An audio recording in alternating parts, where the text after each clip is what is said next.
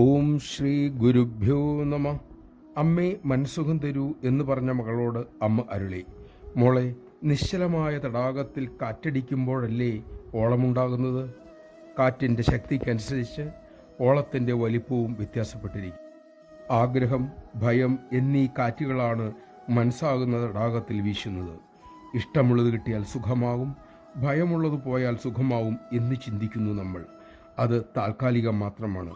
നിരന്തരമായ ജപം, ചിട്ടയായ ധ്യാനം, ഇതിലൂടെ മനമാകുന്ന തടാകം ശാന്തമാകും.